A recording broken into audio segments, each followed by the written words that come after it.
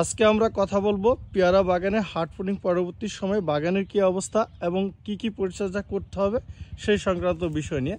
যে বাগানটি দেখতে পাচ্ছেন এই বাগানটি কিন্তু আমরা কিছুদিন পূর্বে অর্থাৎ বৈশাখ মাসের 1 তারিখে আমরা কিন্তু হার্ড ফ্রুটিং করেছি এবং তখন কিন্তু গাছে কোনো ধরনের পাতা ছিল না। এখন কিন্তু দেখেন প্রত্যেকটা গাছে নতুন করে খুব সুন্দর করে কিন্তু পাতা বা ডাল কিন্তু বের হয়েছে। দেখাচ্ছি আপনাদেরকে, এই যে দেখছেন প্রচুর পরিমাণে কুশি বের হয়েছে এবং দেখতে পাচ্ছেন যে কত সুন্দর কিন্তু এখন লাগছে।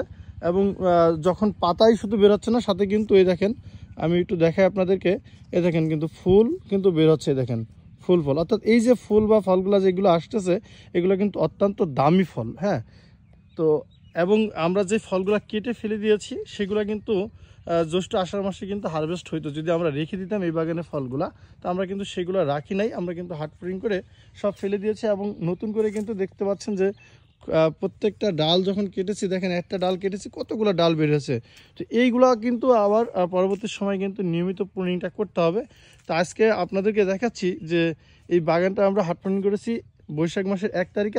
আজকের তারিখ হচ্ছে বৈশাখ মাসের 20 তারিখ, অর্থাৎ এই 20-21 দিনের মাথায় দেখেন বাগানটা কত সুন্দর দেখাচ্ছে। তা আমি একটু ঘুরে আপনাদেরকে দেখাচ্ছি এবং কি করেছি আমরা সেটাও জানাবো। যারা ভিডিওটি দেখছেন এবং দেখবেন প্রত্যেকেই শেয়ার করবেন যাতে অন্যরা দেখার সুযোগ পায়, জানার সুযোগ পায়। যেহেতু আমরা এই কৃষিকাজটা কীভাবে করতে হবে সে ধরনের তথ্য কিন্তু দিয়ে থাকি।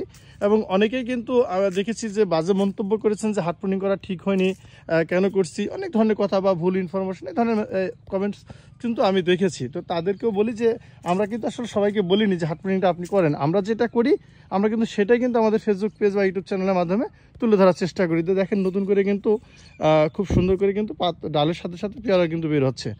তো আমরা হার্ড ফ্রুটিং করেছি কারণ হচ্ছে আমরা বাণিজ্যিকভাবে বৃহত্তর বাগান করি এবং গাছগুলো ঘনত্বে কিন্তু রোপণ করি, দেখেন খুবই ঘনত্ব। তো আমরা হার্ড ফ্রুটিংটা করি যেহেতু আমরা বৃহত্তর পরিসরে এই চাষগুলো করে থাকি, তো যাতে পেয়ারাগুলো আমরা উচ্চ মূল্যে বিক্রি করতে পারি এবং শীতের মৌসুমে যাতে ফলগুলো আমরা পেতে পারি সেই কারণে, এবং ঘনত্বে রোপণ করি যাতে প্রচুর পরিমাণে পেয়ারাগুলো আমরা পেতে পারি। তো হার্ড ফ্রুটিং করেই শুধু আমরা সীমাবদ্ধ নই, আমরা কিন্তু বাগানের দেখেন আগাছাগুলো পরিষ্কার করে দিয়েছি এবং এই জমিতে কিন্তু রাসায়নিক এবং জৈব সার দুইটাই কিন্তু আমরা ব্যবহার করেছি। তারপরে দেখেন ডালের কি অবস্থা, প্রচুর পরিমাণে কিন্তু বাগানে কিন্তু এই নতুন করে ডাল বের হচ্ছে। আমি ঘুরে ঘুরে দেখাচ্ছি আপনাদেরকে, যেহেতু ক্যামেরাটা অনেক উপরে আমি কিন্তু ঠিকঠাক দেখতেও পাচ্ছি না।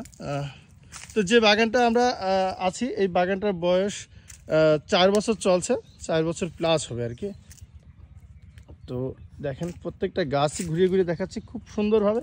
তো এই গাছটা কিন্তু প্রচুর পরিমাণে কিন্তু ঝোপালো হচ্ছে, দেখেন এই যে দেখতে পাচ্ছেন। তো এটা কিন্তু প্রচুর পরিমাণে কিন্তু ডাল বের হবে এবং বাগান যারা হার্ড ফ্রুটিং করেছেন, তো বাগান শুধু হার্ড ফ্রুটিং করলেই হবে না, প্রচুর পরিমাণে আপনার জৈব সার এবং রাসায়নিক সার এবং কীটনাশক স্প্রে করতে হবে। যেহেতু এখন যে ফলগুলো কিন্তু হবে সেই ফলগুলো কিন্তু যেই ফলগুলো বের হবে এই নতুন পাতা বা ডালের সাথে, সেই ফলগুলো কিন্তু অত্যন্ত দামি ফল।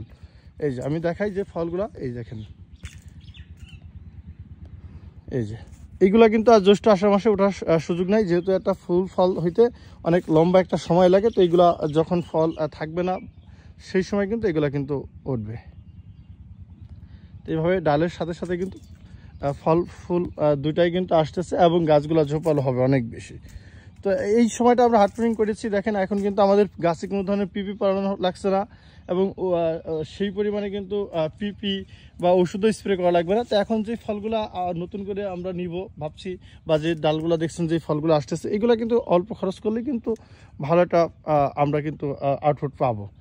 আর যদি আমরা ডালগুলো রেখে দিতাম তাহলে কিন্তু এই বাগানে কিন্তু আমরা প্রবেশই করতে পারতাম না, যেহেতু আমরা ঘনত্ব রোপণ করেছি এই বাগানে ঢোকা মুশকিল হয়তো। তো আমরা যার কারণে হার্ড ফ্রুটিংটা সবসময় করি এবং আগামী বছরের বৈশাখ মাসে কিন্তু আমরা এটা হার্ড ফ্রুটিং করবো। এটা হচ্ছে আমাদের নিয়মিত প্রক্রিয়া। তো আলহামদুলিল্লাহ এইভাবে আমরা করে কিন্তু বেশ লাভবান। যদি খারাপ হইতো তাহলে তো আমরা করতাম না, তাই না? কেউ বাগান কেটে কি কেউ বোকামি করবে?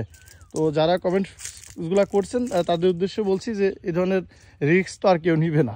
তা আমরা শুধু ভিডিও করার জন্যই না, আমরা নিজেরা চাষগুলো যেভাবে করি সেগুলো কিন্তু আমরা তুলে ধরি। তো আপনারা কেউ আমাদের এই প্রক্রিয়াটা অ্যাকসেপ্ট করতেও পারেন, না করতে পারেন, এটা হচ্ছে যার যার ব্যক্তিগত বিষয়। তো আমরা যেটা করি সেটাই কিন্তু আপনাদেরকে দেখাচ্ছি। তো এইভাবে কিন্তু আমরা নিয়মিত হার্ড ফ্রুটিংটা করে থাকি বৈশাখ মাসে এটা। আর যেটা নিয়মিত প্রুনিং সেটা হচ্ছে এখন যে ডালগুলা বের হচ্ছে এই ডালগুলা কিন্তু আমরা কেটে দিব, আর যখন একটু বড় হবে তখন কিন্তু আবার এটা নিয়মিত প্রুনিংটা করব। তো আজকে আবহাওয়াটা বেশ একটা ভালো মনে হয় বৃষ্টি হবে। তো আজকে এ পর্যন্তই, সবাই ভালো থাকবেন, সুস্থ থাকবেন। আধুনিক কৃষি সম্পর্কে তথ্য পেতে আমাদের Haque agro farm nursery Facebook page এবং ইউটিউব চ্যানেলের সাথে থাকবেন। এই প্রত্যাশা রেখে বিদায় নিচ্ছি। আল্লাহ হাফেজ।